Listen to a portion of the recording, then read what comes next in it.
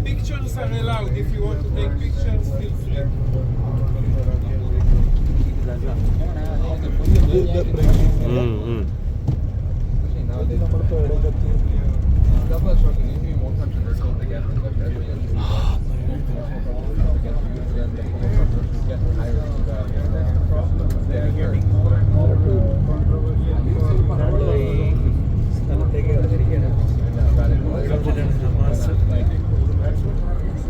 ആളുകളെ പിടിച്ചോണ്ട് പോയത്.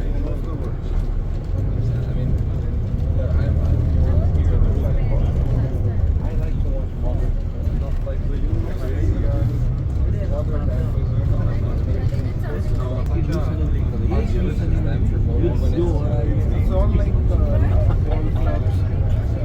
We have cricket clubs. Just my team and your team.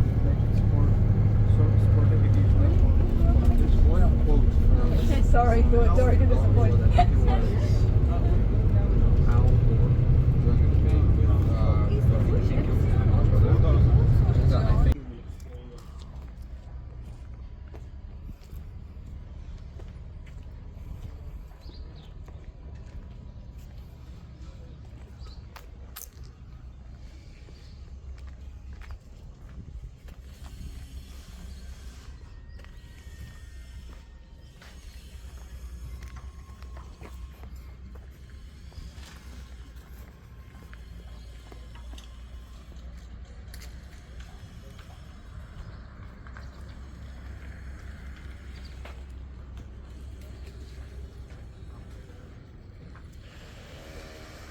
You arrived to Kfar Aza. Kfar Aza is a kibbutz that's sitting on a border. We are right now less.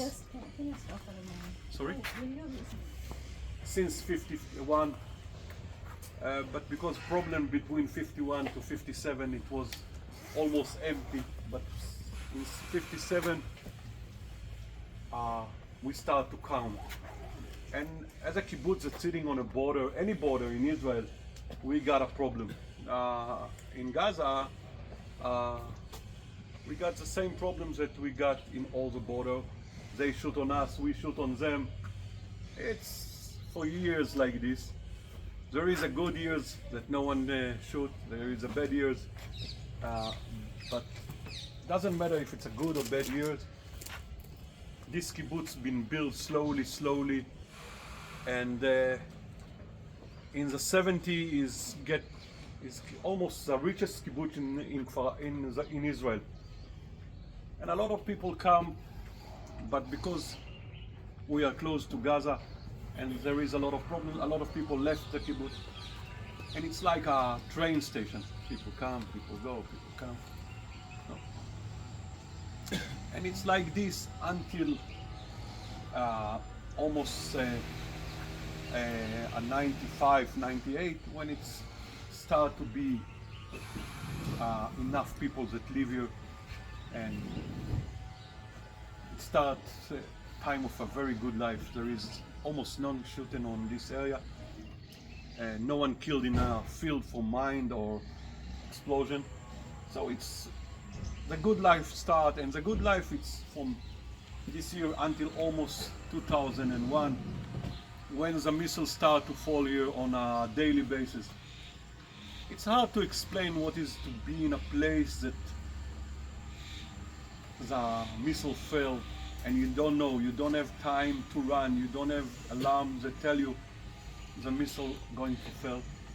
And since 2001, again, a lot of people left the kibbutz. But also a lot of people come to the kibbutz. My wife born here, and when we get married, we decide to come to live here. And we arrived here in 2003. And most of the year, someone shoot on us missile. But in 2006, the government decide, after we take them to the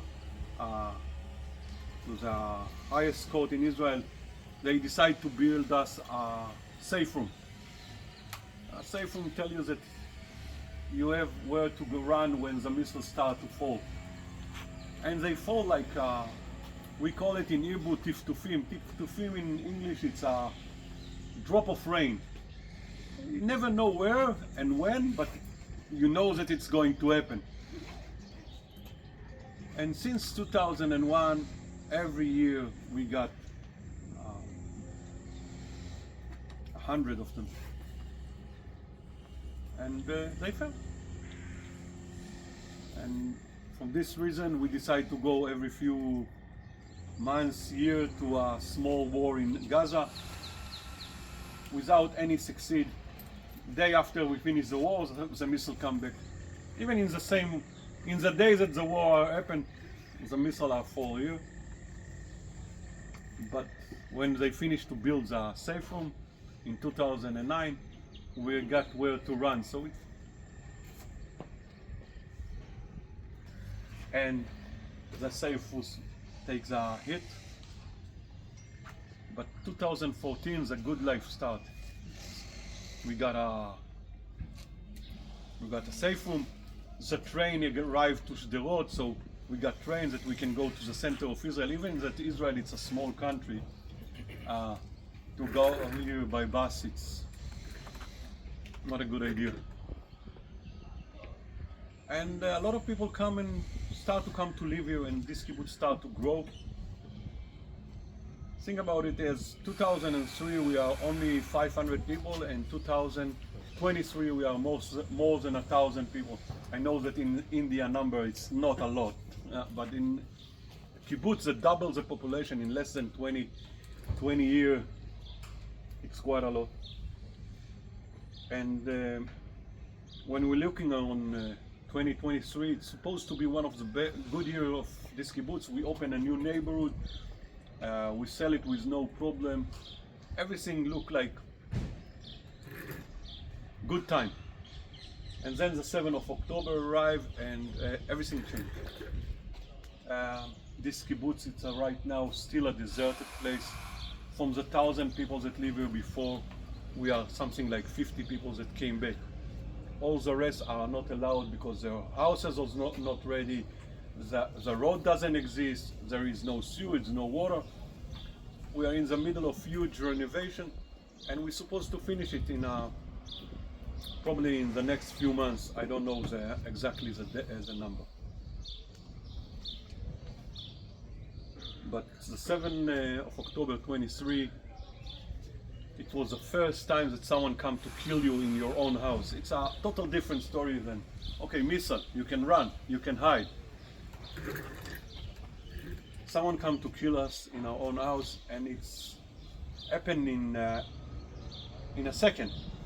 6:29, we are sitting in our porch drinking coffee, another beautiful morning, and in minutes after that, we are under attack of 1,000 missiles that start to fall here. Missile and mortar attack, and everything that they throw on us. We've been trained when something like this happens, we are going to the safe room. Like I say, every house got a safe room. Most of the people in 6:30 in the morning are still sleeping. It's a Saturday, it's a Jewish holiday, and we're going inside the safe room, and we still don't know what happened. We don't know what happened until someone from the kibbutz tell us in 7:04 that there is terrorists in the kibbutz. But this lady been murdered in this hour also with her husband, and since then we don't know what happened in the kibbutz. Only what we can see around your house, only what your friend tell you by the phone. So none of us got all the picture. But in 6:29, when the first wave of terrorists arrived, they arrived in a small number. Only 8 terrorists arrived to this kibbutz. They came by a power glider, and they land in a few points in the kibbutz. 2 of them land in the west side, 1 of them land in the gate that you arrive, and 1 here near the armory. Any kibbutz in this area got an armory where we put the guns, the ammunition, the gear.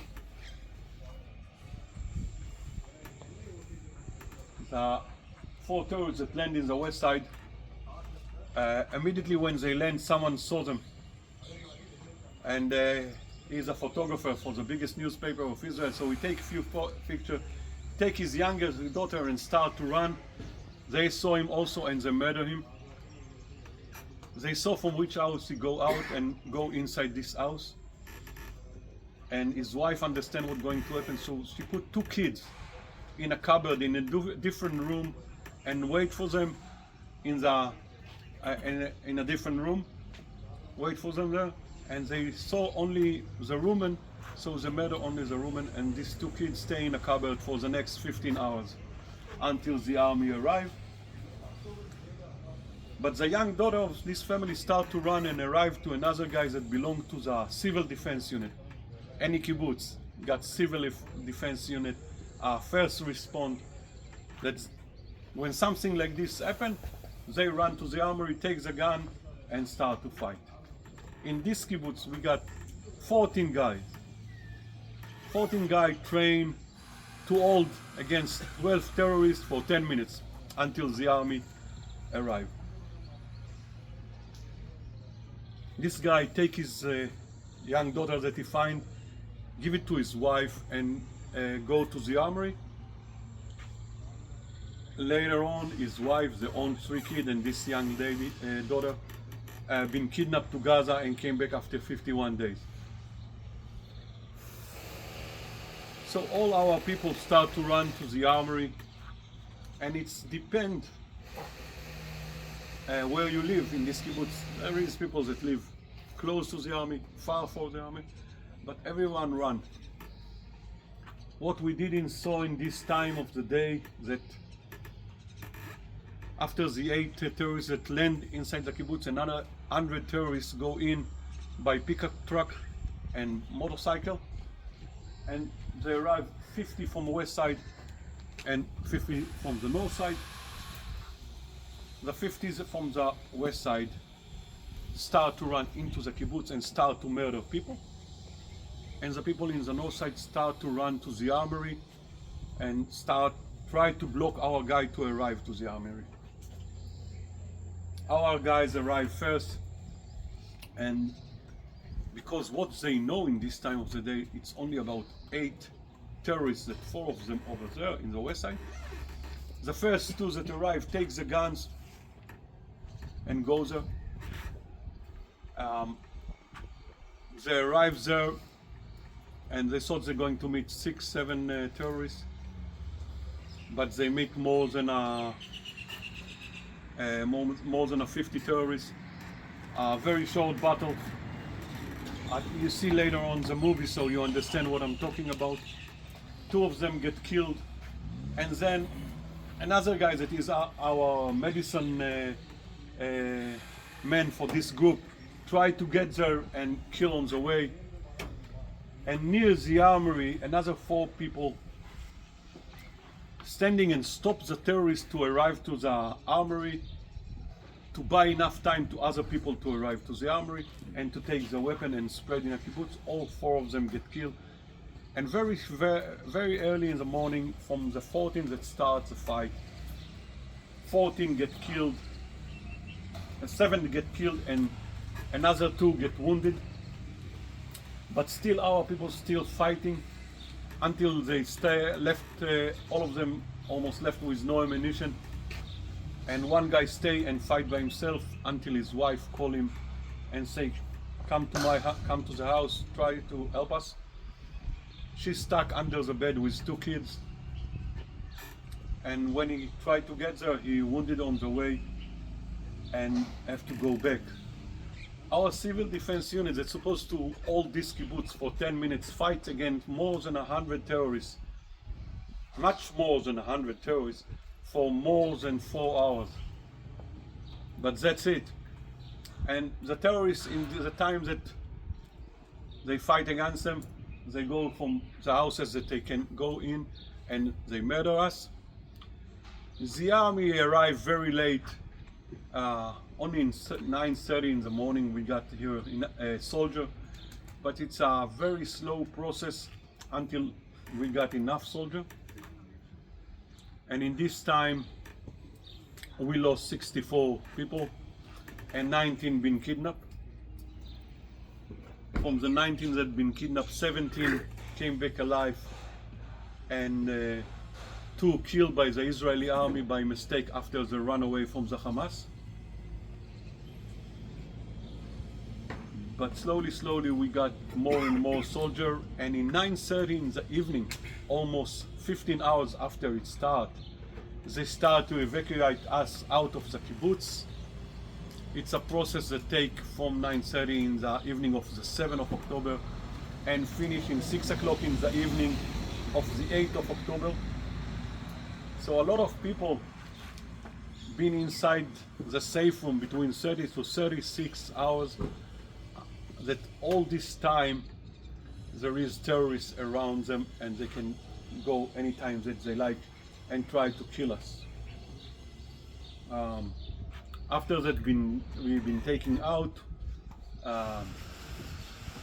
We've been collected to a hotel in Israel, and we're going to live in a hotel for almost 15 months. And after 15 months we move again to another kibbutz not far away from here, and that's a place that most of the people right now waiting that we finish to renovate the kibbutz.